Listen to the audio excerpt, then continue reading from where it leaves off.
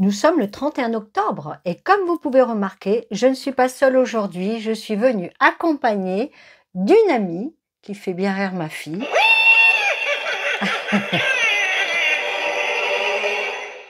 La sorcière, voilà. Alors à l'occasion d'Halloween, parce que nous sommes dans cette belle période, je voulais vous faire une vidéo un petit peu spéciale. Alors pas une vidéo comme les autres, mais plutôt comme un moment de confidence. Comme un soir où je vous parle non pas en médium, mais plutôt en témoin de l'invisible, en médium aussi quand même. Depuis mon enfance, vous le savez, le monde des esprits fait partie de ma vie. Je ne l'ai pas cherché, je dirais plutôt qu'il s'est imposé, doucement, naturellement, comme une évidence. Très jeune déjà, dès l'âge de 4 ans, je percevais des choses que les autres ne voyaient pas. Des présences, des voix, des sensations étranges qui faisaient partie de mon quotidien. Et aujourd'hui, je ne vais pas vous raconter les toutes premières, voilà, parce que ça a commencé très très tôt, très très tôt. Mais je vais vous raconter quelques-unes de mes histoires, parmi les plus marquantes ou peut-être plus celles que j'ai sélectionnées, mais à savoir que ça remonte bien avant de celles que je vais vous raconter là. Alors ce sont des expériences fortes, chargées d'émotions, vécues à différents moments de ma vie. Certaines m'ont bouleversée, d'autres m'ont enseigné quelque chose d'essentiel. Et comme c'est Halloween, pardon, le moment où le voile entre les mondes devient plus fin, j'ai eu envie de partager avec vous ces instants rares où la frontière s'efface.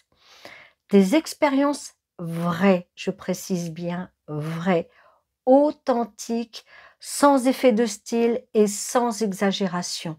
Juste la vérité de ce que j'ai vécu. Des rencontres avec des âmes venues demander de l'aide ou simplement exprimer leur amour. Je pourrais vous en raconter des dizaines, même des centaines, mais aujourd'hui j'en ai choisi quelques-unes, voilà. Celles qui ont laissé une empreinte durable dans ma mémoire, même s'il y en a d'autres, hein, je dois le reconnaître. Une en particulier à l'âge de 7 ans, mais je ne suis pas remontée si loin, même si je m'en souviens comme si c'était hier, mais bon, voilà. Et moi, je vous dis bienvenue dans Voyage dans l'inexplicable. Je suis Lorraine Jourdain, plus connue sous le nom de Lexa Marot, médium clairaudiente, auteure et conférencière.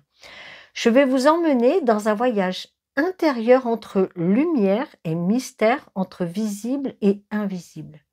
Et maintenant, laissez-moi vous raconter l'une de ces expériences qui ont marqué mon chemin. La photo de la maman. J'avais 11 ans, peut-être 12. J'étais en classe de 6e. Dans ma classe, je m'étais fait amie avec une fille, très douce, très gentille, mais si triste, terriblement triste. Elle avait perdu sa maman. Alors elle vivait seule avec son papa, et chaque jour, je voyais dans ses yeux la même peine, le même vide. Et je ne parlais jamais de ça.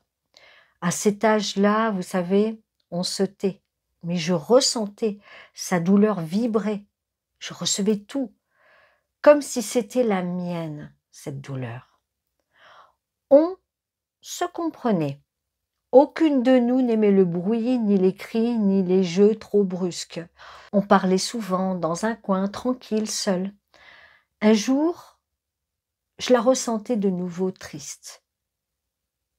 Chose normale. Et j'ai craqué. Je lui ai dit, tu sais, ta maman n'est pas vraiment partie. Alors là, elle m'a regardée, étonnée, curieuse. Comment ça? Elle me dit. Et là, je lui rétorque, je peux lui parler, tu sais? Alors elle m'a regardée très étonnée, mais ses yeux brillaient, pleins d'espoir. Vraiment? Me demanda-t-elle. Et je lui ai dit « Oui, mais apporte-moi une photo ». Elle a hoché la tête doucement. Et le lendemain matin, nous nous retrouvons au collège. Elle est venue, discrètement émue, avec la photo de sa maman. Alors sur cette photo, sa maman souriait. Et je sentais que dans cette petite fille, elle tremblait un peu. Et je lui ai dit, viens, on va se cacher là. Alors, on est parti dans les toilettes. On a fermé la porte. C'était des portes en bois. Et puis, on chuchotait. Je tenais la photo. Et là, je me concentre, en fait. C'est pas vraiment la concentration. C'est-à-dire que je l'appelle, j'appelle les défunts. Et là, je l'ai senti, sa maman. Une chaleur douce, un peu comme une lumière autour de moi. Et une femme est apparue, pleine d'amour. C'était sa mère. Les mots venaient, tout seuls, clairs. Alors je l'ai répété. Elle écoutait, tremblante, touchée. Et je lui ai dit, elle te voit, elle t'aime, et elle est là. Alors la petite fille s'est mise à pleurer, mais doucement, elle s'est mise à pleurer, mais en même temps, elle souriait. Et puis elle a posé des questions. Je répondais, alors c'était des questions d'enfants, c'était voilà. Donc je répondais très calmement. J'étais plutôt guidée par l'amour. Le temps s'est arrêté. Tout était paisible, juste nous deux. Et quand la maman est partie, la petite fille dont je ne dirai pas le prénom, elle me dit merci, merci. Un simple merci, mais immense. Je l'ai regardée sourire aux lèvres. Ce jour-là, elle a retrouvé sa maman, un instant. Et moi, j'ai compris, du haut de mes 11 ans, 12 ans, je ne sais plus, je ne sais plus exactement, que ce don pouvait consoler, vraiment consoler, qu'il pouvait rendre un souffle d'amour, même après la mort. Parfois, il suffit d'un mot, d'une photo et d'un peu de foi. La femme en blanc. J'avais 17 ans. À cet âge-là, je découvrais encore mes capacités. J'étais dans la période où, comme toutes les jeunes filles et les jeunes garçons, j'aimais aller danser. En plus, là où j'allais danser, c'était des connaissances à mes grands-parents, donc je risquais pas grand-chose et j'y allais avec ma maman, enfin voilà, avec mes tantes. Mais bon, j'étais encore dans la découverte de mes capacités, j'étais espiègle en plus, très espiègle, mais en même temps très mature. Alors sans vraiment savoir maîtriser ses capacités, il y a quand même un ami, enfin un ami, ce n'est pas un ami à moi, j'étais jeune, c'était un ami d'une personne que je connaissais, qui venait lui d'emménager. Alors c'était un appartement ancien qui était de l'ordre des années 70. Il me dit, je ne suis pas seule ici. Alors je l'ai regardé, incrédule, amusé, avec mon espièglerie de l'époque, pas seule. Oui, il me dit, je sens quelqu'un. Et je lui ai répondu, alors, je viens voir, par curiosité, puis pour comprendre. On est monté, dès la porte ouverte, j'ai su. L'adolescente avait disparu, là. Et il y a eu une pression soudaine sur la poitrine. Alors l'air était lourd, oppressant. Je respirais mal. C'était physique. Je lui dis, tu ressens ça? Et il a hoché la tête. Il était pâle, nerveux. Et j'ai murmuré, il y a quelqu'un ici. Je suis entrée. Tout était calme, mais justement, trop calme. Un silence violent. Et soudain, je l'ai vue. Une femme, debout, en chemise blanche, une grande tunique blanche, je dirais, presque une chemise de nuit blanche. Elle était translucide, figée dans le temps. Son regard vide. Mais elle ne venait pas de cette époque, pas du XXe siècle, pas des années 70, plus ancienne. Je l'ai su instantanément. Cette terre où fut construit ce bâtiment portait une mémoire ancienne. Je lui ai parlé. « Qui êtes-vous » Elle ne répondait pas, mais elle avançait. L'air était froid, glacial. Elle m'a repoussé sans me toucher, une force brute. J'ai reculé, je tremblais. Honnêtement, je tremblais. J'étais jeune, je n'avais que 17 ans. Je l'ai sentie en colère. Et volontairement, je voulais voir s'il y avait d'autres défunts. Donc, je suis passée de pièce en pièce. Et elle me suivait, toujours derrière. Sa colère emplissait tout l'appartement. Et là, je ne pouvais plus fuir. Dans la cuisine, j'ai tracé un cercle au sol, instinctivement.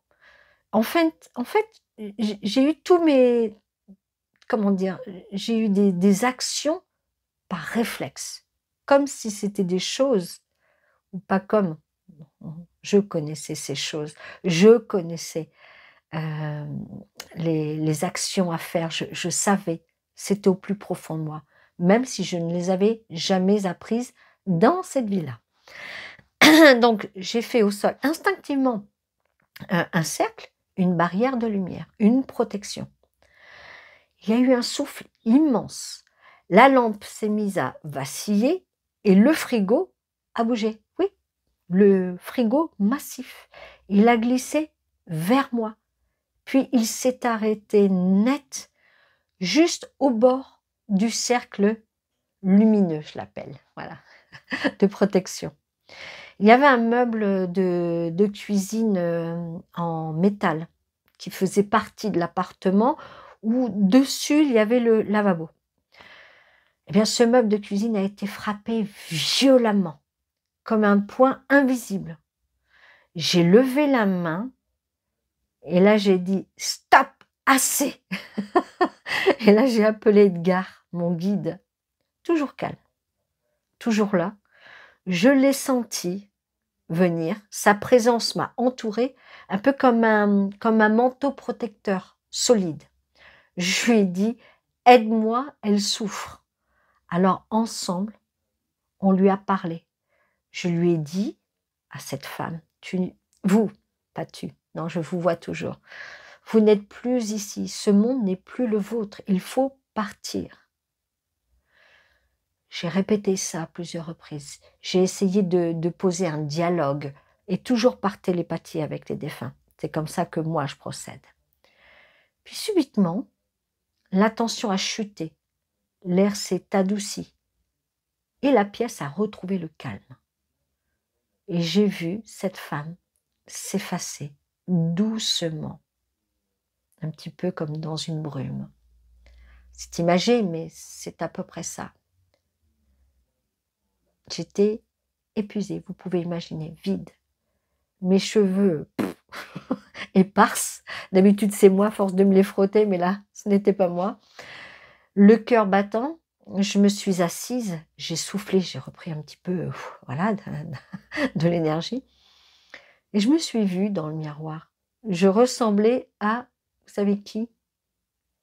Une survivante, sortie d'un ouragan, vivante mais changée, parce que ce soir-là, j'ai compris que même jeune, on peut affronter l'invisible et qu'une âme en colère ne veut pas toujours nuire, elle ne veut pas forcément nuire. Parfois, elle veut juste être entendue. Oradour-sur-Glane. J'avais 18 ans.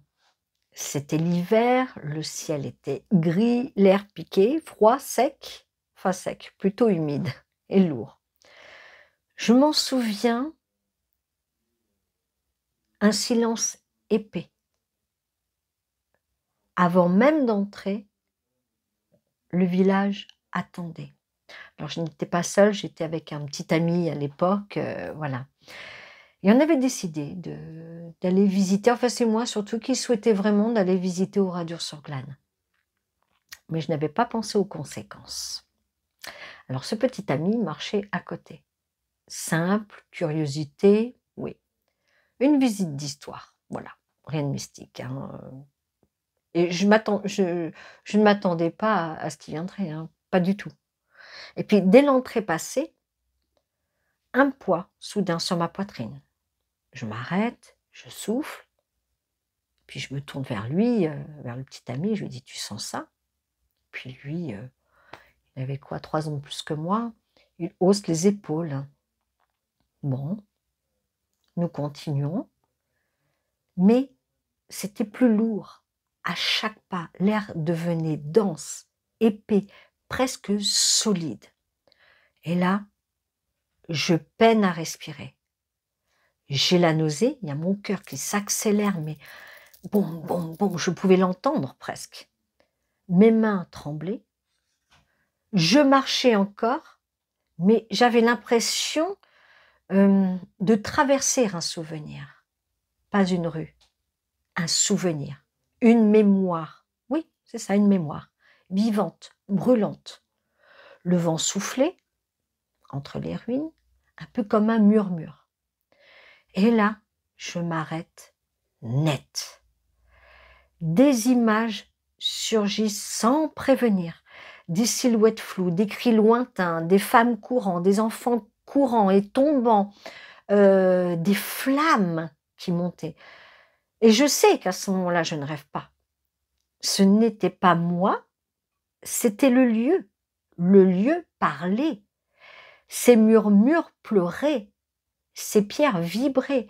Je me tenais. Je n'ose plus bouger, plus respirer à cet instant-là. Alors mon petit ami il dit: «Tu vas bien?» Je hoche la tête: «Non». Mes jambes tremblaient, je continue, hein, pourtant. Je continuais jusqu'à l'église et là, tout change. Le froid devient alors glacial, tranchant, violent pour moi. Pour moi, je précise bien.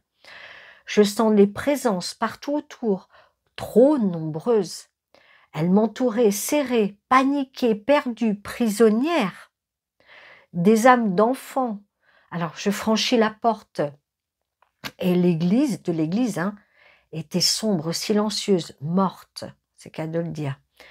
Et soudain, devant moi, une petite fille. En fait, devant moi, elle était tout au fond de l'église. Tout au fond de l'église. Et elle était là, devant moi, seule, fragile, douce. Hein. Puis elle me regarde et elle cherche à me parler. On aurait dit qu'elle voulait monter, en fait. Il y avait une sorte de fenêtre, comme si elle voulait monter dans le fond de cette église. Alors, je ne connais pas bien l'histoire d'Oradour-sur-Glane parce que, évidemment, à cause de cette expérience, j'ai pas trop voulu en savoir plus, pour être pour être honnête, voilà. Et donc, elle veut me parler, je sens qu'elle veut me parler, elle veut comprendre et elle veut partir surtout. Alors, je m'avance doucement et puis, elle me demande si je peux l'aider. Alors, j'ai pas trop su quoi répondre à ce moment-là, j'étais un petit peu désorientée et elle tend les bras, mais autour, si vous voulez, c'est qu'il y avait tellement de cris, après là, c'était du résidu, hein, bien évidemment, heu, c'était très serré, très, je ne sais pas comment dire. Heu, alors je ne peux pas rester, en fait. Je n'ai pas pu rester. C'était trop fort, trop lourd et j'étais jeune, je n'avais que 18 ans. Donc je recule vite, ma tête se met à me tourner, je manque d'oxygène, je sors précipitamment, je cours dehors et là, je vomis. Alors mon petit ami m'attrape, inquiet, il dit: «Qu'est-ce qu'il y a?» Alors je lui parle pas, puis en plus il ne savait pas. Donc je tremblais, je suffoquais et derrière moi, tout le village hurlait, comme un cri muet. Il a fallu qu'on s'en aille. Je n'ai pas pu rester. Je n'ai pas pu continuer la visite et même déjà plus j'avançais et puis plus c'était compliqué. Mais les jours suivants, les images revenaient, encore et encore. La petite fille me hantait, ses yeux vides, après c'était les flammes, l'odeur de brûlé, les murs noircis, les cris d'avant. Je dormais mal, moi qui étais à cette époque une grosse dormeuse, eh bien là je dormais mal. Je sursautais souvent, je revoyais la scène, mais je sais maintenant que ce n'était pas de l'imagination, mais même à l'époque je le savais. Mais on aurait pu penser. Non, c'était la mémoire, pas la mienne, celle du lieu. Une douleur vivante, une trace humaine, indélébile, brûlante, sacrée, gravée dans la pierre. Et ce jour-là, j'ai compris que certains endroits respirent. Ils gardent les cris, les peurs, les flammes, les adieux aussi. Oradour-sur-Glane vit encore autrement, sous la cendre. Alors, ce n'est pas un simple vestige. Pour moi, je le vois comme un tombeau, comme, comme si on entendait des prières muettes, euh, des douleurs figées et certaines âmes sans repos. Ces lieux-là, non, on ne les traverse pas sans respect. On les salue, on les écoute en silence. Et je vais vous dire, hein, j'ai 52 ans. Eh bien, je n'y suis jamais retournée. Non, je n'ai jamais osé. Et rien qu'à d'y penser encore ou de vous en parler, ça me fait froid. Un froid ancien, un froid de mémoire, un froid d'âme. Le fantôme de l'hôtel. Je vivais alors aux États-Unis, en Californie du Sud, sous un soleil presque irréel. Tout semblait paisible. Et j'étais partie seule aux États-Unis et mon cousin, qui ne trouvait pas d'emploi en France, ben, je lui avais proposé de venir. Voilà. Et donc, mon cousin fidèle, toujours présent, calme, donc m'avait accompagnée donc aux États-Unis. Ce qui rassurait ma chère maman à l'époque. Et puis, bah, en tant que médium, j'avais déjà fait ma réputation là-bas, sur place, hein. Et un matin, le téléphone sonne. Une voix tendue, tremblante. Alors, j'entends Lorraine, parce que les Américains s'appellent beaucoup par leur prénom. Alors, je dis: «Beh, oui, c'est moi». Alors, il hésite longuement. Il me dit: «Je dirige un hôtel à Las Vegas et une de mes chambres semble être hantée». Alors là, je ne dis plus rien, je me tais. Je ressens déjà un peu la lourdeur du lieu. Plus il me parlait et plus je ressentais. Alors j'accepte. Je dis: «D'accord, j'arrive». Et puis, quelques jours plus tard, avec Christophe, nous prenons la route. Le désert s'étend, silence, sable, chaleur. Au loin, Las Vegas, dans tout l'opposé, éclatante, électrique, vibrante. Un mirage urbain. En arrivant, choc.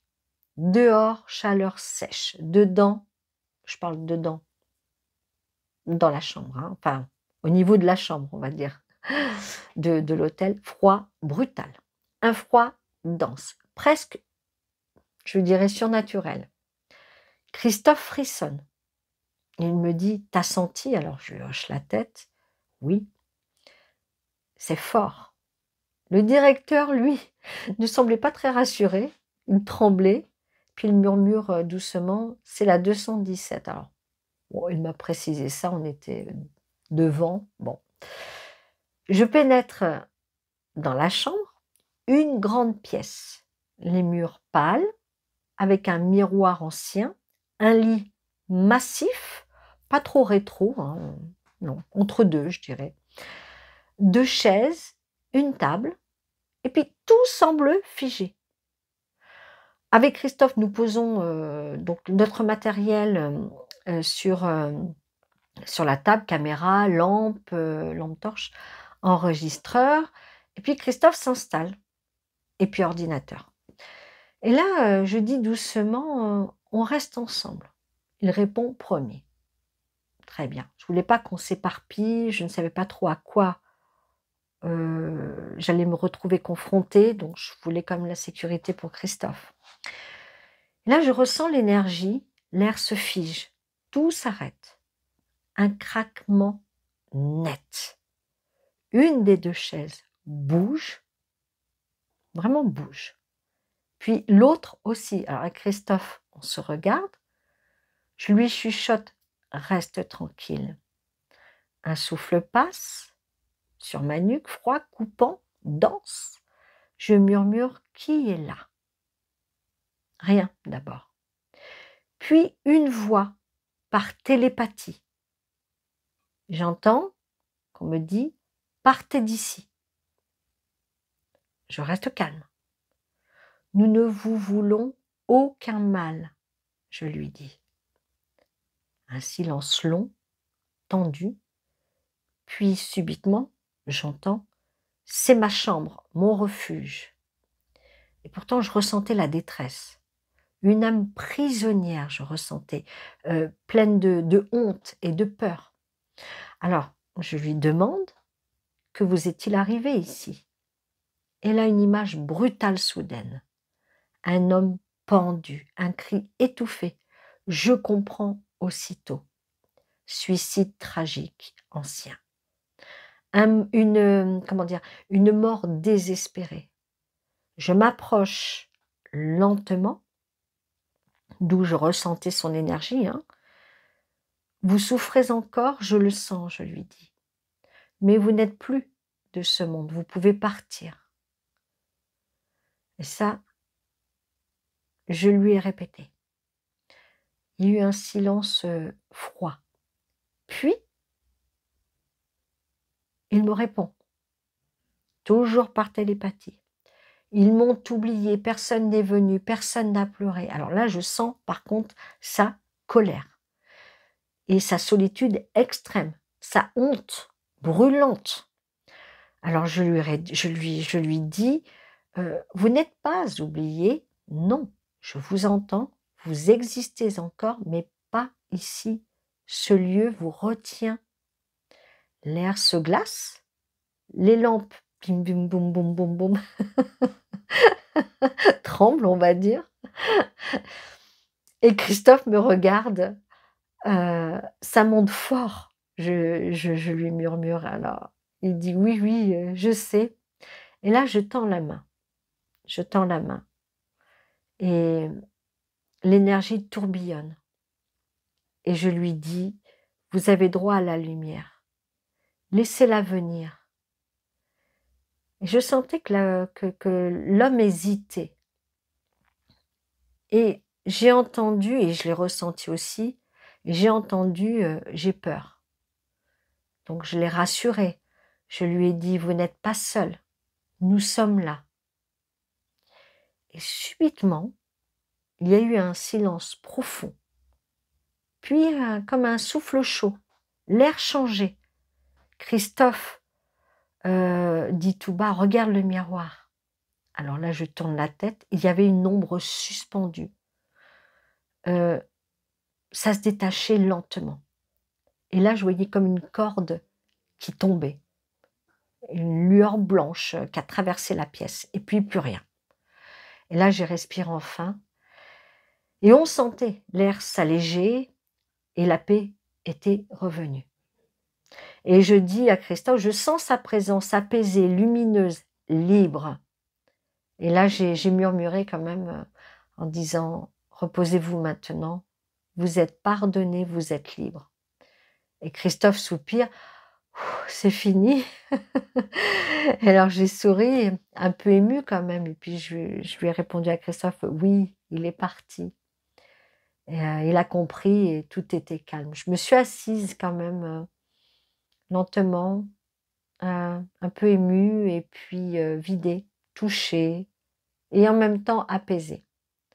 J'avais les larmes aux yeux quand même, parce que je réalise encore que derrière chaque drame, il y a l'humain. pas forcément un démon, pas un monstre, juste une âme, cherchant la paix, cherchant l'écoute, cherchant la lumière. Cas de possession. C'était il y a 2 ans et demi. Mes histoires sont pas dans un ordre, bien précis, hein, donc voilà. Un soir, enfin non, plutôt je sais plus, en fin de matinée, bref, je reçois un message sur Messenger, via Facebook. Une femme qui m'écrit: «Bonjour Lexa, ma sœur va mal, très mal. Je lis, je ressens, quelque chose cloche». Alors je réponds aussitôt: «Expliquez-moi calmement». Donc elle m'explique que sa sœur, pardon, change. Elle hurle, elle frappe, elle devient violente, que ce n'est plus elle. Elle insulte tout le monde, elle fait des crises de colère et parfois sa voix, voilà. Alors elle hésite dans son message et elle dit, «Sa voix, n'est pas la sienne». Sur le moment, j'ai pris ce message, comme j'en reçois beaucoup, non pas au sérieux, non pas que je le prenais pas au sérieux, pardon, mais je dis les personnes peuvent aussi dramatiser des situations. Par contre, je sentais la peur quand même, dans ce message, le désespoir, donc je lui dis: «Envoyez-moi la photo de votre sœur tout de suite». Quelques secondes passent, la photo s'affiche et là, le choc. À l'instant où j'ai vu le visage de cette femme, j'ai su. Quelque chose regardait derrière, un regard fixe, une présence étrangère, terrifiante. Un vide habité. Et là, je ressens un cas de possession. Forte, profonde, ancienne. Je l'appelle aussitôt. Enfin, vraiment, je lui demande son numéro de téléphone, je l'appelle aussitôt. La sœur décroche, voix tremblante, et je lui dis: «Dites-moi, depuis quand votre sœur est comme ça?» Et là, elle me raconte que depuis pas mal de temps, depuis des mois, voire années, je ne sais plus exactement, donc elle casse tout, elle menace, et puis elle ajoute que les médecins ne savent pas ce qu'elle a. Elle a été hospitalisée plusieurs fois en psychiatrie et ils disent qu'ils ne peuvent rien faire pour elle et ils la renvoient systématiquement chez elle et qu'ils peuvent rien faire. Donc moi, je reste silencieuse, je sens la détresse, mais je ne sais pas comment lui dire en fait, et j'ai même peur de m'avancer. Voilà, dans ce que j'ai pu ressentir. Alors, je lui dis calmement, heu: «Il faudrait que vous puissiez enregistrer, si c'est possible, une crise, juste un extrait». Et elle hésite et elle accepte. Quelques heures passent, je reçois un message vocal qui arrive. Et là, j'écoute et mon cœur s'est serré. Une voix rauque, alors on entendait quand même le timbre de la voix de cette dame, mais comment comment décrire? Ce n'est pas comme dans les films, je précise bien, les films, c'est de la fiction. Là, je vous parle d'une histoire vraie. Alors, c'était le timbre de voix de la dame, mais d'une puissance, je ne saurais comment dire, un peu rauque, parfois un peu grave, même par moments, presque non humaine, vraiment. C'est comme un timbre, dédoublé, les 2 ensemble, enfin, voilà, c'est compliqué à décrire et c'est comme une chose, voilà, qui parle, à travers elle, mais c'est comme je ne sais pas trop comment le décrire, mais c'était en tout cas, on ressentait une haine froide, une présence lourde. Alors là, je ressens la pièce quand, j'entends cet enregistrement. Je sens le froid, l'emprise et là, j'arrête. Immédiatement, je coupe net. Je ferme le fichier et là, je respire profondément et je comprends une chose, que mon premier ressenti était le bon. C'était un cas de possession, clair, incontestable et très ancienne. Le problème, c'est que moi, je ne me voyais pas agir. Pas seule en tout cas. Pas cette fois, non. Donc je l'appelle et je lui dis je lui explique clairement. Il dit qu'elle me ment, que ce n'est pas plus spirituel à ce niveau-là, que c'était plutôt religieux et qu'il fallait un exorcisme. Elle se tait et elle murmure, elle me dit, elle m'avoue qu'elle a déjà fait appel à l'église, mais que personne ne veut l'écouter. Alors moi, je promets d'essayer. J'appelle le diocèse, sauf que malheureusement pour moi, pour une raison X, j'étais persuadée que c'était dans cette ville-là. J'ai appelé, je suis tombée, parce que les prêtres exorciseurs ont parfois l'habitude de travailler avec des médiums. Ça peut leur arriver. Donc j'appelle le diocèse, je tombe sur une sœur qui me met en contact avec le prêtre qui, lui, prend ça très au sérieux, vraiment très bien. Mais manque de chance, ce n'était pas la bonne ville. Et lorsqu'il y a un exorcisme à faire, il faut que ce soit le diocèse de son département. Donc je rappelle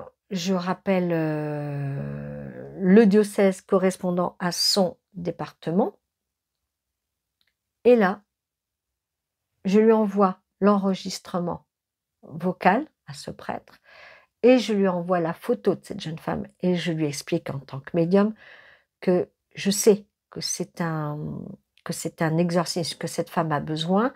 Et je sais que dans les exorcismes, on ne fait pas des exorcismes à la légère. Il y a toute une étude de fait derrière, hein, voilà. Avant, il y a aussi, enfin bon, c'est une longue, comment dire? C'est un long périple avant d'en arriver à l'exorcisme. Et là, grande déception et j'étais très mécontente et je continue à le dire d'ailleurs, je continue à le dire, je reste toujours très, très mécontente. Le prêtre ne m'a jamais répondu. J'avais donné les coordonnées de cette dame qui n'a jamais appelé. Tellement bien que la dame était en colère après moi. Mais moi, il n'y a rien que je puisse faire. J'ai retenté de contacter le prêtre, rien du tout. Bon, je lui ai écrit un ultime message en lui disant que si un drame arrivait, qu'il en porterait la faute sur lui. Il ne m'a jamais répondu. Et sa sœur me dit que c'était de pire en pire, et cetera. Bon. Et le problème, c'est que j'aurais peut-être pu agir, mais je craignais en plus les éclaboussures chez elle, dans sa famille, je le savais. Mais il n'y avait rien que je pouvais faire. Pas avec ma fille derrière, parce que nous ne savons pas ce que nous ramenons. Un exorcisme ne se fait pas en un jour.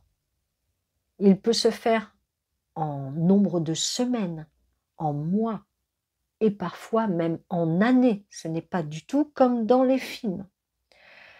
Et donc moi je ne le veux pas, pour, protéger ma fille, c'était trop dangereux. Et puis, malheureusement, personne n'a pu aider cette personne et je sais qu'un drame s'est produit et elle m'en a voulu à moi. Alors que moi j'ai fait ce que je pouvais. Voilà. Et c'est vrai que j'ai été très triste d'avoir été impuissante à cet instant-là pour pouvoir l'aider. Sans doute que je l'aurais fait, mais là je ne pouvais pas me le permettre. Pas en étant maman d'une fillette, pas en mettant peut-être en péril les gens de ma famille ensuite. On ne sait pas ce qui peut se passer derrière. On ne sait pas ce qu'on peut ramener. Et donc, voilà.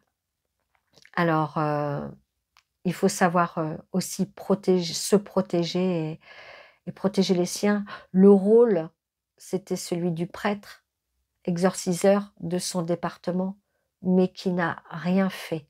Alors, il ne faut pas juste bénir une maison. Ça ne sert à rien. Enfin, ça ne sert à rien, je dis. Au départ, quand on rentre dans des lieux, oui, bien sûr.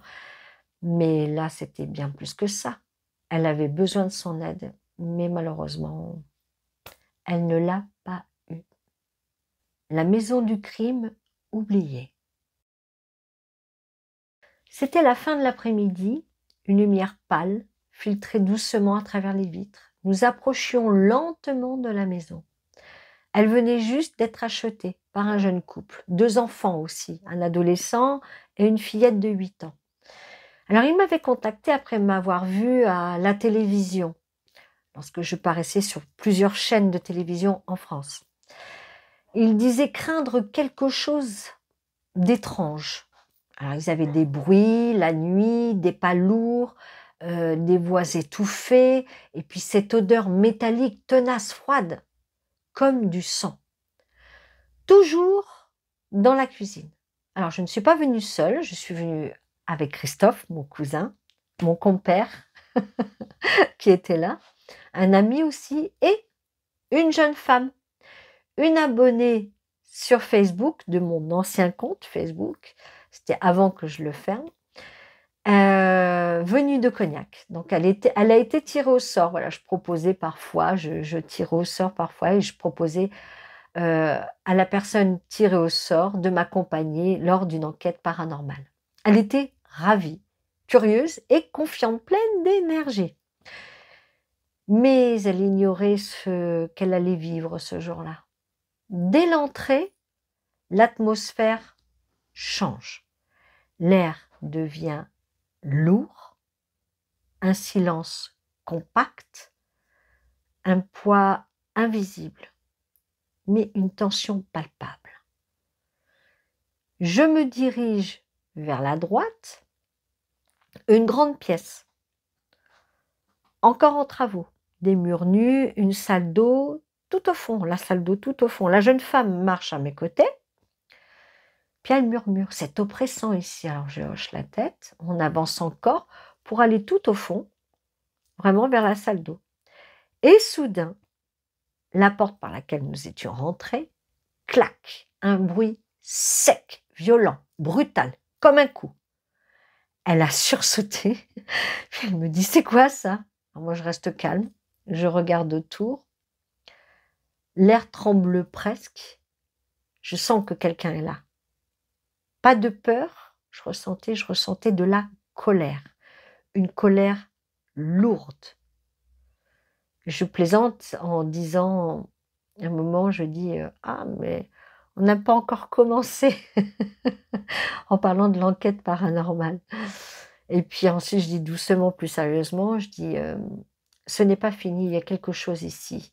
Et puis cette jeune femme me fixe, elle me dit vous croyez? Je réponds je le sais. On ressort gentiment. Et la cuisine était juste en face de nous. Il suffisait juste de passer d'une pièce à l'autre. Il y avait le couloir qui faisait la séparation, en fait. Et dès qu'on rentre dans cette cuisine, le froid tombe, sec, coupant, dense. Je le sens. C'est ici le centre du drame. Les images arrivent, claires, nettes, sans effort. Je vois un homme, plutôt trapu, nerveux, les yeux fous. Je parle tout bas, c'est lui. Il est là. Je le vois, c'est ce que je dis. Et là, je le vois lever le fusil. En face de lui, sa femme supplie, elle pleure, elle tremble, elle recule. Premier tir. Elle s'effondre sur le carrelage. Un écho froid, une onde glacée. Le silence, qui est censé être calme, hurle. Il sort dehors, dans la cour. L'amie de sa femme est là. Elle crie, elle fuit. Deuxième coup, bam, elle tombe. Puis elle revient. Dans la cuisine, il retourne l'arme sur lui. Et là, c'est la troisième détonation, sec. C'était sec, définitif. Et tout s'arrête. 3 coups, 3 morts, 3 âmes piégées. Je respire fort. La jeune femme me regarde livide. On part? Elle me demande, je dis non, pas encore. La nuit tombe, l'enquête commence. Je monte à l'étage, toujours accompagnée, tout le temps. Le plancher craque, l'air vibre, une chambre ouverte, grande, silencieuse. Et soudain, à l'instant où je franchis le seuil, Une bibliothèque entière s'effondre devant nous, un souffle glacé. La jeune femme crie « Mon Dieu !» Je tends la main, ne bougez pas, sortez d'ici. Allez vite. Et là, elle descend toute tremblante. Je reste seule, accompagnée de Christophe, mon cousin, et de cette amie, pas la jeune femme. Hein. Et je reste seule, face au vide. Je sens sa rage. Il tourne autour. Il ne part pas. Je dis fermement, je ne vous veux aucun mal. Pas de réponse, juste du froid. Un froid vivant, vraiment. Je continue et je lui dis, vous êtes mort, vous devez partir. Parce qu'il n'y avait pas moyen d'avoir une réelle communication. Un choc soudain, le sol vibre, là je serre les dents. Écoutez-moi, c'est terminé, vous ne pouvez pas rester. Voilà ce que je lui ai dit. Sa colère hurle, invisible, hein, mais violente, incontrôlable. Et là, je n'avais pas d'autre choix. J'ai appelé Edgar, mon guide fidèle. Et là, je sens sa lumière qui vient, douce, stable, sûre. Et je sens sa force. La pièce respire. Je reprends, épuisée, mais ferme, parce que je parle longtemps. Tout ce que je vous raconte, là, ça durait des heures entières pour le convaincre, pour le ramener. Et peu à peu, j'ai réussi, mais ça durait des heures et des heures. Et là, au bout d'un moment, l'énergie change. Il s'affaiblit. Un souffle chaud, un apaisement doux. Et là, il s'éloigne enfin. Mais le problème, c'est qu'il n'était pas seul. Il n'y avait pas que son âme dedans. Il y avait l'âme d'une femme, d'une des femmes qui avait été assassinée, qui, elle, restait encore figée. Et je la vois terrorisée, je la ressens surtout, terrorisée, tremblante. Et je lui parle, je la rassure. Il est parti, vous ne risquez plus rien. C'est fini. Alors elle a hésité, je sentais son hésitation, sa crainte, sa peur forte. Je lui répète doucement, dirigez-vous vers la lumière, acceptez la lumière, vous êtes libre. Et là, le froid retombe. L'air se détend. Il y a comme un souffle chaud. Une douceur passe, légère, vibrante, lumineuse. Et là, j'ai souri, soulagée. Et je dis, elle est partie, enfin. Le silence est revenu, la maison respirait. Tout était paisible. Il était très tard, très tôt, je dirais, le matin. Le couple est arrivé et ils ont ressenti comment dire, cet apaisement dans leur maison. Ils ont été soulagés, émus. Et moi, j'étais littéralement vidée. Vidée, mais sereine. Tout était fini. Il aura fallu des heures entières de lutte, parce que je passe beaucoup de détails, mais ça a été beaucoup de la lutte avec lui, principalement. Mais ce soir-là, j'ai compris encore que les morts aussi fuient jusqu'à ce qu'on leur montre enfin la lumière. Surtout, je parle pour cette femme. L'hôpital et l'homme à la fenêtre. L'hôpital sentait fort un mélange de désinfectants et de linge propre. Enfin, vous connaissez. Je venais voir ma grand-mère maternelle. Elle allait bien. Il n'y avait rien de grave. Hein. Elle avait bonne mine. Je suis rentrée. Je l'ai saluée. Bonjour, tu vas bien? Elle a souri. Elle m'a dit que tout allait bien. À côté d'elle, dans le lit voisin, il y avait une autre dame. Alors, je l'ai saluée aussi, bien sûr. Une femme douce, le regard un peu fatigué. Et en tournant la tête vers elle, je l'ai vu. Un homme debout, juste à côté d'elle, calme, silencieux. Il la regardait avec tendresse, patience, presque protecteur. Et j'ai compris, c'était son mari, son âme. Je lui ai dit tout simplement, doucement à cette dame: «Madame, votre mari est à côté de vous». Elle m'a regardée un peu surprise, ma grand-mère aussi. Alors j'ai dit: «Oui, il est décédé», et puis j'ai ajouté: «Mais il est là, près de vous». Elle m'a fixée, surprise et en même temps émue, presque tremblante, hein. Je lui ai donné le prénom de son mari, que lui-même m'avait donné.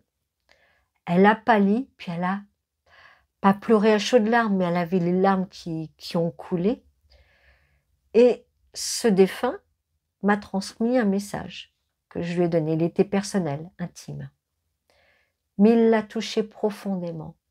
Ma grand-mère a regardé la dame et a dit: «Oh oui, depuis petite, elle voit tout ça, elle voit des choses», Je souriais, je lui expliquais doucement, comment je percevais, bah, les choses, et c'est alors que j'ai remarqué la porte, celle de la chambre. En fait, elle était restée ouverte, j'avais oublié de la fermer, et en face, de l'autre côté du couloir, une autre porte, elle aussi, était ouverte. J'ai tourné la tête et là, j'ai vu. Je regardais dans la chambre, en fait, en face, de l'autre côté, et là, qu'est-ce que je vois? Un vieil homme. Il portait la chemise d'hôpital blanche, légère. Il était debout devant la fenêtre, il regardait dehors, immobile, concentré. Mais je savais, il n'était pas vivant. Son énergie n'appartenait plus à ce plan. Il était resté ici. Alors j'ai dit à ma grand-mère: «Il y a un problème?» Elle m'a regardée un peu inquiète. Je lui ai dit: «Il n'y a pas que le mari de la dame ici. Il y a un autre monsieur, là-bas, dans la chambre en face. Apparemment, cette chambre n'était plus occupée». Alors j'ai prévenu ma grand-mère, j'ai dit: «Je reviens tout de suite, je vais voir». J'ai fait attention à ce qu'on ne me voit pas rentrer dans la chambre. Je suis rentrée doucement.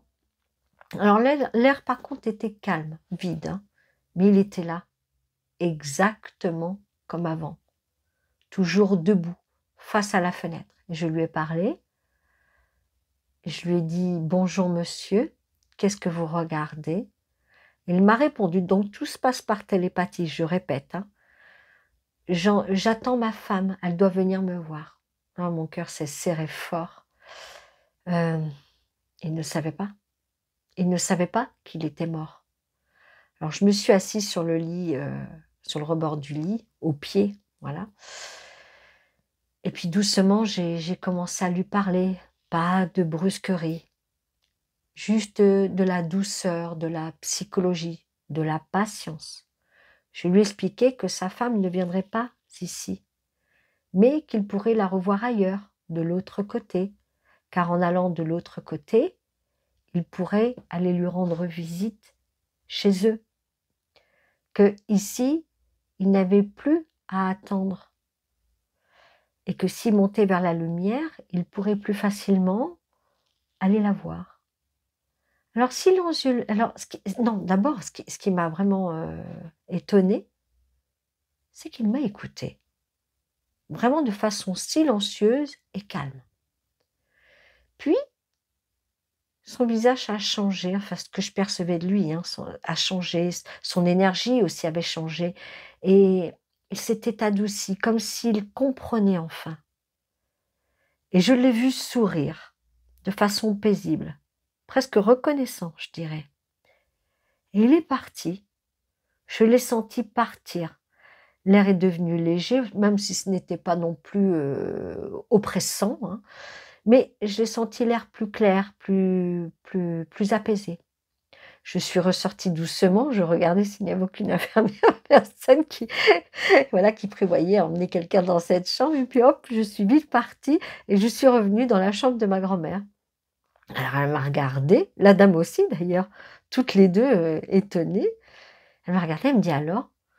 Et puis je lui ai dit: «Bah ça y est, le monsieur que je voyais en face est parti». Alors elle a souri, puis on a parlé de tout et de rien, de sa santé, du médecin, de son retour chez elle, puis pendant qu'elle parlait, bah, je repensais à ce vieil homme, que c'était très triste, et en même temps, heureusement que j'étais là, dans les parages, Et puis, voilà. Et je sais que maintenant, enfin, qu'il a pu aller voir sa femme, le pauvre homme, qui l'attendait indéfiniment. La porte d'entrée. Je faisais construire, les murs étaient montés, la maison prenait forme. Restait à choisir les menuiseries, la porte, la fameuse porte d'entrée, celle qu'on ne choisit jamais à la légère. Mon maître d'œuvre m'accompagnait ce jour-là et il me connaissait bien. Il savait que j'étais médium clairaudiente depuis toujours. L'homme du magasin, lui, bien évidemment, ne savait rien de tout ça. Il s'est assis calmement derrière son bureau sur son beau fauteuil en cuir et il m'a tendu un classeur. Alors il y avait plein de portes d'entrée. Je me suis installée, j'ai commencé à feuilleter le classeur, une à une, les pages, je comparais les modèles PVC, alu, vitrail, fumé ou plein, sans motif, enfin bon, j'en passe. Mais très vite, je l'ai senti. Vous allez me dire qui? Et c'était quelqu'un d'autre. Et oui, quelqu'un d'autre était là. Pas quelqu'un de vivant, un défunt, debout, juste à côté du vendeur. Il m'observait en silence. Et moi, je faisais mine de rien. Absolument mine de rien. Puis sa voix, et je ne laisse rien transparaître. Quand on me regarde, on n'a pas l'impression. Voilà. Puis sa voix intérieure s'est imposée à moi. Je ne suis pas son père, je suis son beau-père. Donc en clair, le père de sa femme. Alors tout en feuilletant les pages, je l'écoutais en silence. Je restais neutre. Je ne laissais rien paraître. Le défunt insistait, il voulait parler. Et moi, par télépathie, parce que là aussi c'était par télépathie, je lui ai dit intérieurement que ce n'était pas le bon moment. Mais il a continué. Et il me dit, il m'impose directement. Je m'en veux d'être partie comme ça pendant le repas. Alors j'ai levé la tête, parce que voilà, je me sentais un petit peu obligée de le faire quand même. Et j'ai dit au vendeur, il y a quelqu'un avec vous? Il m'a regardé surpris. Et puis, alors j'ai ajouté calmement, ce n'est pas votre père, c'est votre beau-père, le papa de votre femme. Et là, le silence est tombé. Il m'a fixé, je l'ai vu, bouche ouverte. Et puis il me dit, mais mon beau-père est décédé, vous le connaissiez? Ah, j'ai dit non du tout. Je lui ai répondu, mais je sais qu'il est décédé, mais je ne le connaissais pas. Non, je vous dis ça parce qu'il est juste à côté de vous. Et là, il a pâli. J'ai senti sa peur. Alors, comme le défunt a continué à insister à vouloir me parler, et que je n'avais pas forcément envie, je voulais vraiment... et puis, je ne voulais pas effrayer davantage ce monsieur. Alors, je me suis levée, puis j'ai dit, excusez-moi, je reviens dans un instant, je vais aux toilettes. Alors, il me dit, oui, c'est par là. J'y vais, je suis sortie aux toilettes, enfin seule. Le défunt m'avait suivi et il m'a parlé. Et le contact fut plus clair, plus posé. Alors, il me dit, dites-lui que je suis partie d'un arrêt du cœur. Et dites-lui que je regrette. Alors, je suis restée un petit moment, j'ai respiré lentement, puis je suis retournée. En entrant, j'ai entendu le maître d'œuvre qui dit au monsieur, ne vous inquiétez pas, elle est médium. Le vendeur me fixait.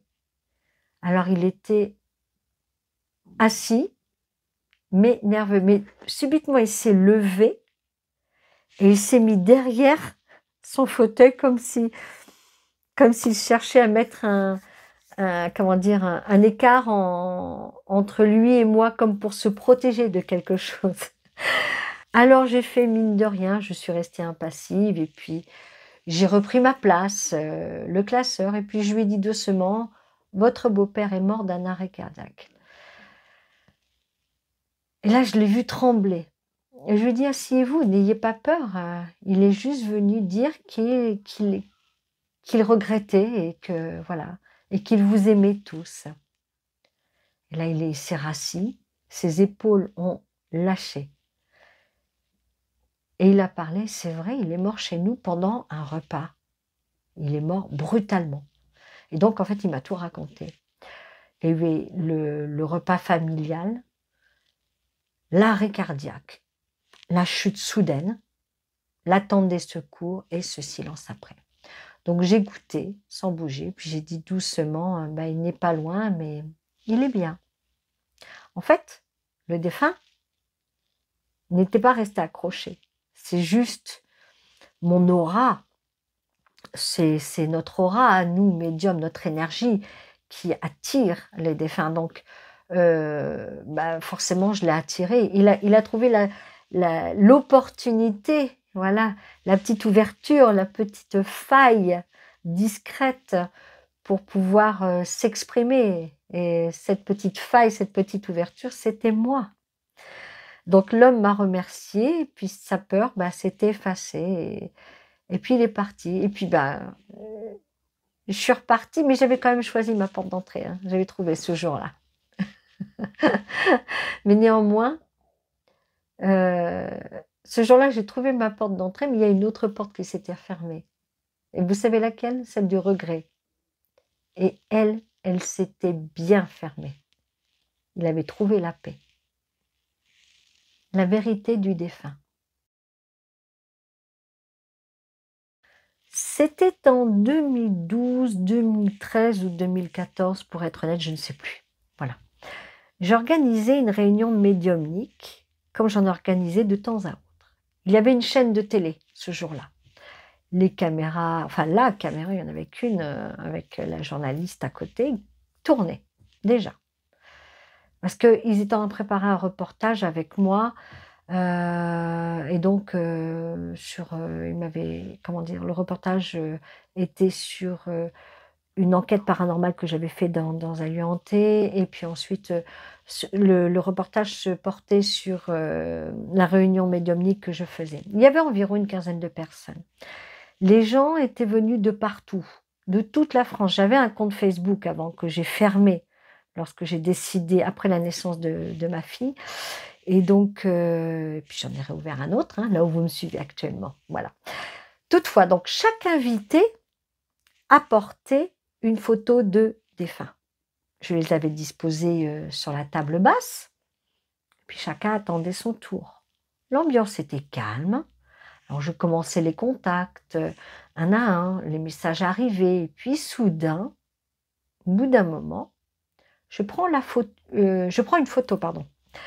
La mère d'une dame blonde qui était en face et elle voulait lui parler. J'appelle la défunte, mais à ma grande surprise, ce n'est pas elle qui est venue.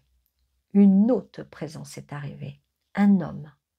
Sa voix claire, toujours par télépathie. Bonjour, je m'appelle Gilles. Je l'entends distinctement, pardon. Alors je demande à la dame blonde, connaissez-vous un Gilles? Et là, elle me répond, oui, rien de plus, pas d'émotion particulière, juste un oui. Je continue l'écoute et Gilles demande, ressent-elle toujours les mêmes sentiments pour moi? Bête et méchante, comme à l'accoutumée, je transmets. Je dis simplement, il veut savoir si vous ressentez encore les mêmes sentiments pour lui. La femme pâlit, puis elle rougit, elle bafouille un petit peu. Mais nous étions amis, je ne comprends pas. Là, un malaise s'installe. Je sens la tension, les regards se croisent, le silence pèse. Et ce défunt, Gilles, insiste. Ressent-elle toujours les mêmes sentiments pour moi? Je le sens pressant. Alors je repose la même question à la dame. Et elle détourne les yeux, rouge mais jusqu'aux oreilles.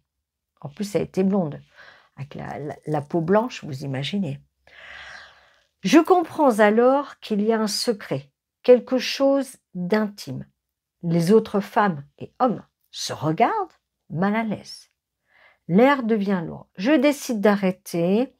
Je remercie ce défunt Gilles doucement et je dis calmement, on fait une pause. Pour ceux qui fument, vous pouvez aller dehors fumer votre cigarette. Tout le monde se lève et moi je sors. Je vais dehors, je vais respirer un peu. Quelques femmes s'éloignent et puis la dame blonde était restée à l'intérieur avec, elle était accompagnée d'une amie à elle, hein, donc elles étaient restées toutes deux à l'intérieur, comme certaines autres personnes. Et puis donc chacune dans son coin et là, la femme blonde, elle, j'étais dehors respirant, elle me rejoint à l'extérieur, en ayant laissé son amie à l'intérieur. J'espère que je suis claire, que vous me suivez. Elle s'approche de moi, visiblement gênée, et elle baisse la tête et me dit doucement, écoutez, je suis ennuyée. Alors je la regarde et je sens la vérité venir. Elle souffle un peu, elle dit, le défunt Gilles, c'était mon amant. Je la regarde. Les autres femmes plus loin ont entendu sans le vouloir. L'une d'elles se tourne et dit « On l'avait compris ». Puis elle ajoute, cette dame blonde, je ne pouvais pas le dire avant, parce que la femme qui m'accompagne est la meilleure amie de mon mari. Et là, pouf, je reste silencieuse. Un instant suspendu entre elle et lui. Gilles avait simplement voulu dire un dernier mot, ressentir encore son lien. Et ce jour-là, le secret a parlé, pas par les vivants, mais par l'amour venu d'un autre plan. L'entité du sous-sol. C'était près de Saintes, en Charente-Maritime. Une vieille bâtisse aux murs épais, froids. Un ami m'appelle. Sa voix tremblait. « Il faut que tu viennes. » Je connaissais sa famille. Il venait d'acheter cette maison ancienne. Mais depuis leur arrivée, les nuits étaient étranges et la cave interdite. Les ampoules claquaient, le chien grognait, c'est un gros chien, il grognait un labrador, en direction de la cave. Et il refusait d'y descendre. Une odeur d'humidité mêlée de métal, parfois jusqu'aux chambres. Il ressentait cette odeur. Alors je sens à cet instant-là son désarroi et je dis « d'accord », par amitié surtout. Et je ne savais pas ce que j'allais découvrir. Nous arrivons un après-midi, le ciel est bas, le vent siffle fort, tout y était, hein. Et pourtant ce n'est pas une histoire inventée. Mais dès le seuil, je sens une densité. L'air est lourd. L'atmosphère colle à la peau. Un silence épais, presque vivant. Je regarde le couloir. Les ombres semblent palpiter, vous voyez? Je ne sais pas si vous pouvez imaginer. Et là, je sais déjà. Quelque chose m'attend. Edgar, qui était présent à mes côtés, me murmure intérieurement, ne descends pas seul. Mais je ne peux pas. Eh oui, je ne peux pas. Voilà, je n'ai pas tout le temps écouté Edgar. Je ne peux pas parce que je dois comprendre. Alors je descends. C'est un escalier en bois, l'escalier grince, étroit. Bon, c'était ancien, ils voulaient le refaire en béton. C'était très humide. La lumière en bas tremble et je sens comme la cave respirait. Un souffle ancien. Les murs ils suintaient un petit peu, des gouttes tombées lentement, comme régulières. J'avance pas à pas, chaque marche craque. Alors, je ne vous dis pas, ça donne des frissons, forcément. Chaque son résonne. Et au-dessus, le chien aboie, long, plaintif, nerveux. Il ne veut pas. Je sens l'énergie d'Edgar qui m'enveloppe, comme s'il essayait de me retenir. Je lui parle intérieurement, ne t'inquiète pas, je fais attention. Mais mon cœur bat. Je sens la peur monter. Elle n'est pas à moi. Comment dire? C'est une mémoire, un écho figé. Quelqu'un a souffert ici. Je ferme les yeux et là, des images me viennent nettes, brèves, coupantes. Un homme enchaîné, les poignets sanglants, la bouche bâillonnée, des cris étouffés, des pas précipités, puis ce que je vois, c'est le noir complet. L'énergie est violente, pas une âme, une empreinte, une douleur brute, encore accrochée ici, et tout à coup, autre chose, plus douce, plus fine, une petite présence. Je ressens un animal. Et là, ce n'était pas une empreinte. Un chien, fidèle, inquiet, fidèle encore. Sa vibration est tendre, sa peur contenue. Il était resté là, lié à cet homme à jamais. Un bruit sec, la lampe s'éteint. J'allume la torche, mais la pénombre m'engloutit. Je sens comme un souffle glacé dans mon dos, sur ma nuque. Je sens la colère, pas humaine, pas consciente, comme un bloc de rage. Un reste d'injustice, une empreinte vivante. Alors je parle doucement. Je dis, je sais que vous souffrez, mais le temps est fini. Et je répète ça, et je répète ça, plusieurs fois. Et je me concentre. Le froid devient coupant, comme une lame. Alors je frissonne, et soudain, un mot clair dans ma tête. J'entends Pierre, le prénom. Je le répète à haute voix, Pierre. L'air se contracte. Quelque chose répond, invisible, dense, présent. Là, je respire lentement et je parle encore. Pierre, écoutez-moi. Je dis qu'il n'y a plus rien à défendre, rien à craindre, c'est ce que je lui explique. Je dis que sa douleur n'a plus de sens, qu'il peut partir. Et je le répète, et je le répète. Alors il y a un souffle qui passe, fort, circulaire, chaud. La cave s'allège, puis le silence revient. Mais pas le même, plus doux, plus calme. Mais il restait quelqu'un. Alors je m'agenouille et j'appelle le chien, pas le chien du haut, l'âme du chien. Mais je ne connais pas son nom, mais je sais qu'il m'entend, qu'il ressent toute mon énergie. Et je le sens venir, une vibration légère, presque joyeuse, un frémissement d'amour, je dirais. Et là, je lui passe le message, je lui dis doucement qu'il peut aller vers son maître, partir. Je lui explique qu'il n'est plus prisonnier, que la peur est finie. Et là, comment dire, il y a une image qui me traverse. Je vois un chien brun et je le sens partir dans la lumière. Et je sens la paix se répandre lentement tout autour de moi.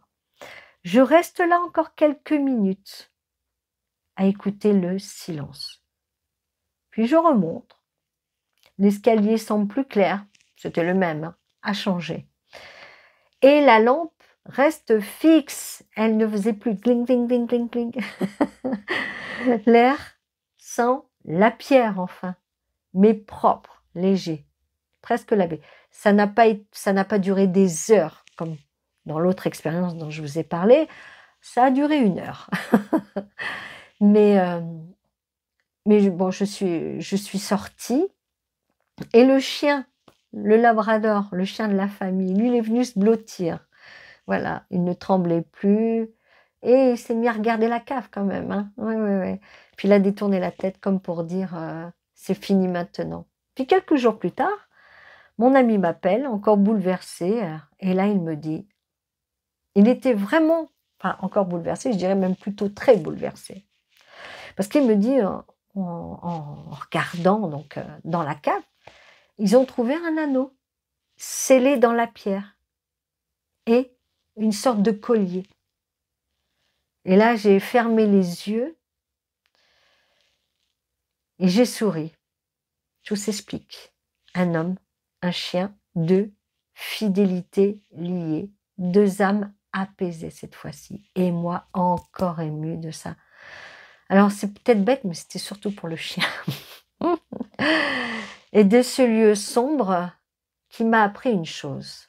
Ouais. Que la douleur humaine et l'amour animal ont parfois la même lumière. Quand les portes s'entrouvent.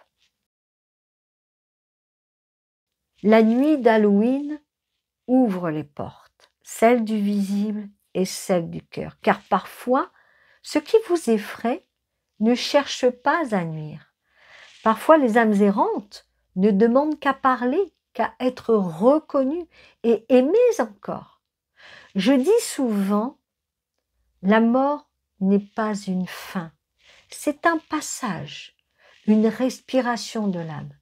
Et si vous écoutiez mieux le silence entre 2 mondes, vous comprendriez peut-être que la peur du noir n'est que la peur de l'inconnu. Entre le monde des vivants et celui des âmes, il n'y a pas de séparation, juste un souffle, celui du souvenir. Alors si cette vidéo vous a plu, si elle a résonné en vous, cliquez sur le pouce pour soutenir la chaîne, aidez la vidéo à se propager, à toucher d'autres cœurs en la boostant. Et dites-moi en commentaire si vous aussi vous avez déjà vécu quelque chose de semblable. N'oubliez pas de vous abonner, d'actionner la cloche pour ne manquer aucun nouveau voyage. Et je vous dis à très bientôt pour un nouveau voyage dans l'inexplicable.